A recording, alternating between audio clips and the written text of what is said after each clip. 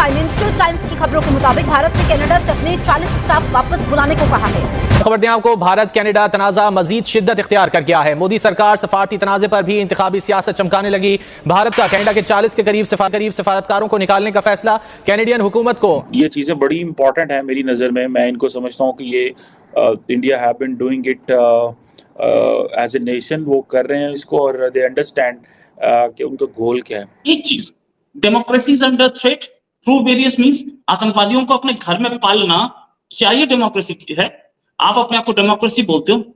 आपके 45 गुना वोटर्स हैं हमारे पास। डिप्लोमेटिक वे में उन्होंने बात किया कि भाई कनाडा सॉरी करे। क्या कहना चाहेंगे कि दुनिया के बड़े कंट्रीज जो उनसे हैं वो इंडिया के साथ खड़े हैं और कनाडा इस टाइम परेशानी की आलम में नजर आ रहा है? क्योंकि इंडिया की जितनी बड़ी माशियत है और जितना उनका आबादी का तनासब है, कोई भी कंट्री जो है अपना उसके साथ बिजनेस खराब नहीं करना चाहती। सिंस इंडियाज ग्लोबल क्लाउड बढ़ गया है, तो what India says it is heard globally, और पाकिस्तान का वो क्लाउड अंडरमाइंड है, तो हमें हमारी कोई बात सच भी बोलिए तो साडा लोग समझते नहीं, यार कोई नहीं, मुंडे गाल नहीं, बस सही कर दे। ये तो उन्होंने कभी अपने सपने में सोचा नहीं था कि भारत एक ऐसा रिएक्शन देगा भी भाई उसको मुंह तोड़ जवाब दिया कि प्रूफ दिखा। अब प्रूफ उसके पास है नहीं, ऊपर से हमने वीजे कैंसिल कर, कैनेडियंस के वीजे। कभी ये अपने सपने में सोच नहीं सकते थे कि हम एक डेवलप्ड कंट्री, कनाडा वाले सोचते हैं अपने आप को एक डेवलपिंग कंट्री, हमारे कंट्री का वीजा बंद कर दे। ये कर क्या रहे हैं? ये खालिस्तान रेफरेंडम पे वोट कर रहे हैं, जो कि इंडिया के हिसाब से इलीगल है, जो कि रेफरेंडम इंडिया में हो ही नहीं सकता, और वो भी इंडिया के लिए डिवाइसिव है, इंडिया के लिए गलत कर रहे हैं। और खालिस्तान के नाम पे जो आतंकवाद हो रहा था, ये उसको सपोर्ट करते हैं। जय हिंद दोस्तों। कनाडा को भारत ने बहुत ही बड़ा झटका फिर से दिया हुआ है, क्योंकि कनाडा के अंदर अपने इंडियन ऑफिसर जो हैं वो 30 काम कर रहे हैं और भारत के अंदर कनाडा के जो हैं वो 70 ऑफिसर जो है काम कर रहे हैं। तो मोदी जी का कहना है कि अगर उसका 30 काम कर रहे हैं, अगर हमारे 30 ही उसके यहाँ काम कर रहे हैं, तो हम क्यों फालतू में अपने इंडिया का खर्चा बढ़ाए। हम भी जो है यहाँ से 40 को हटा देंगे और 30 को ही रखेंगे। तो कनाडा के 40 ऑफिसरों को जो हटाने की जो है बात कही गई है, वो भी 10 तारीख तक जो है वो भारत से चले जाएंगे। कनाडा का इस विवाद को, भारत से विवाद जो है चल रहा है, वो तो बस इसी तरीके से रुकेगा कि या तो कनाडा की पूरी तरह से इसे माफ़ी मांग ले भारत से, तो सही रहेगा, या फिर जो आरोप लगाया है उसका कुछ सबूत जो है पेश करे। कनाडा के पास बस यही एक रास्ता बचा हुआ है कि माफ़ी मांग ले या तो फिर सबूत पेश करे। बता दें, कनाडा के कुछ ज़्यादा मानने वाला जो देश था वो है केवल यूएसए ने भी बिल्कुल पत्ता झाड़ लिया है। उन्होंने बिल्कुल मना कर दिया है कि न मैं इंडिया की तरफ से बोलूँगा न कनाडा की तरफ से बोलूँगा।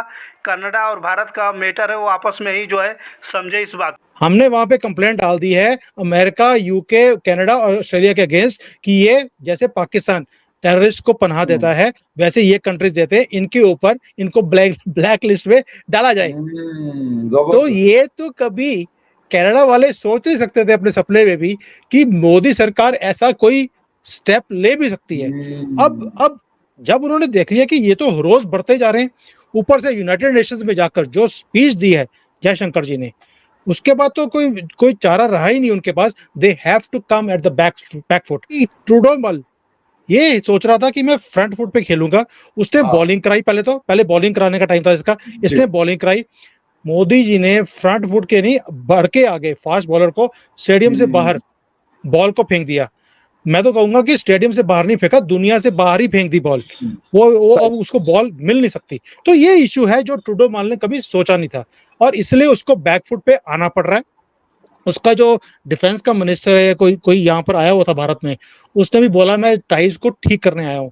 जब वो यहाँ पर आया बात करने के लिए, तो भी हमने खरी खोटी सुनाई है उसको कि बंदे का पुत्र बन जा, वरना हम वही हाल करेंगे जो तेरे टिड्डी मल का किया हमने। और ये चीज इनसे बर्दाश्त नहीं हो रही और संभल भी नहीं रही है। अब इनको माफी ही मांगनी पड़ेगी और कोई चारा नहीं है। मुझे ये लगता है कि माहौल थोड़ा सा गड़बड़ी है इंडिया कनाडा के बीच में, ठीक है।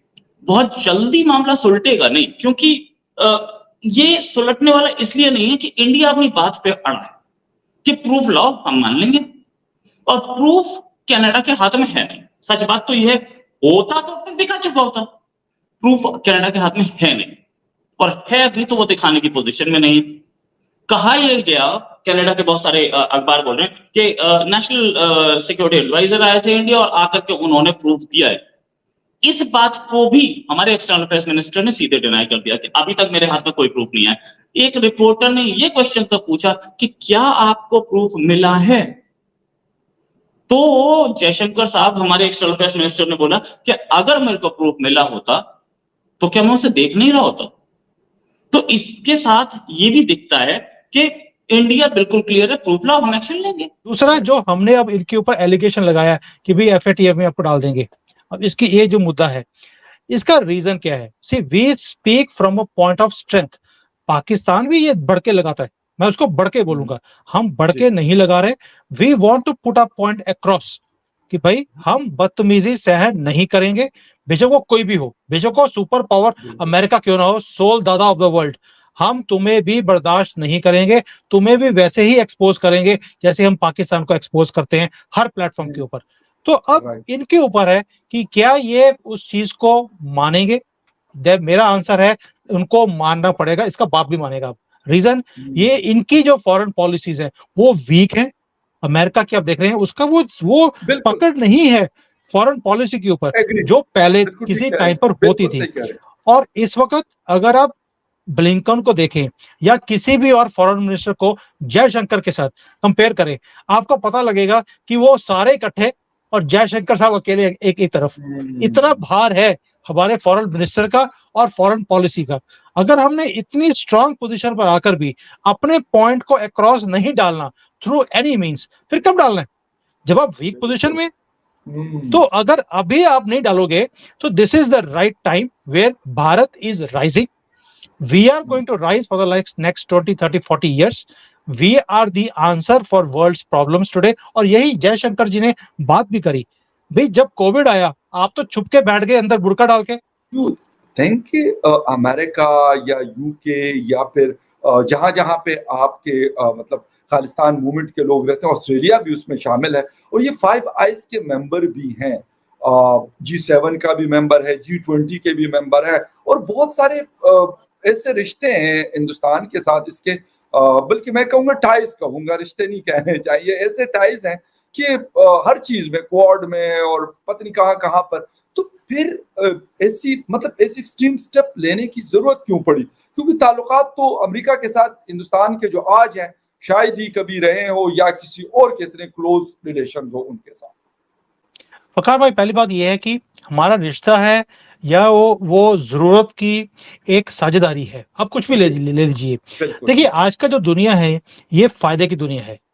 आज उन्हें भारत से फायदा दिखता है फ्यूचर में, नॉट ओनली फॉर टुडे, कि अगले 10-20 साल के लिए भारत इनकी जो जरूरतें हैं उसको पूरा कर सकता है। तो इसलिए ये सारी एसोसिएशंस के अंदर वो भी हैं और हम भी हैं। हम कोई ये नहीं है कि सिर्फ जरूरत के लिए हैं, हमने अपनी परफॉर्मेंस भी दिखाई है पिछले 10 सालों में। नहीं तो इससे पहले हमें इन सारे प्लेटफॉर्म्स के अंदर क्यों नहीं रखा जाता था? क्योंकि हमारी परफॉर्मेंस भी अच्छी नहीं थी। अब हमारी परफॉर्मेंस है, दुनिया देखती है कि they mean business. So when we mean business they also want to make us part of everything. एक तो ये चीज, भारत का ज़्यादातर लोग जो हैं वो कनाडा के अंदर जो है स्टूडेंट जो है पढ़ाई कर रहे हैं, वो भी कोई फ्री में पढ़ाई नहीं कर रहे, डॉलर का पैसा दे करके जो है कनाडा के अंदर जो है भारतीय छात्र जो है पढ़ाई कर रहे हैं। तो वो कहीं भी पढ़ सकते हैं, यूएसए हुआ, अमेरिका, ये सब बड़ी बड़ी कंट्री हैं, वहाँ भी जो है अच्छी एजुकेशन है, वहाँ भी पढ़ सकते हैं कनाडा को छोड़ के। तो इससे जो है कनाडा का बहुत ही बड़ा आर्थिक नुकसान होगा और भी थोड़ा बहुत, क्योंकि जिस तरीके से भारत जो है कनाडा को रह के लताड़ रहा है, ऐसा लग रहा है कि कनाडा के पास, जस्टिन ट्रूडो के पास बस एक ही रास्ता बचा हुआ है कि तो माफ़ी मांग ले या तो सबूत पेश करे। सबूत नहीं पेश कर रहा है तो आसानी से माफ़ी मांग ले तो सही रहेगा। तो जिस तरीके से 40 ऑफिसर निकालना कोई छोटी बात नहीं है, बहुत ही बड़ी बात है। इस बात को लेकर के पाकिस्तानी मीडिया में बहुत ही ज़्यादा चर्चा चल रहा है कि भारत इतना बड़ा कदम उठा रहा है कि कनाडा के 40 ऑफिसर को जो है वो इंडिया से बाहर निकाल रहा है। और महज बात करेंगे, इंडिया के जो है 30 ही ऑफिसर जो है वो कनाडा के अंदर काम कर रहे हैं। तो अगर 40 निकल जाएंगे तो वहाँ भी 30 रहेंगे, यहाँ भी 30 रहेंगे।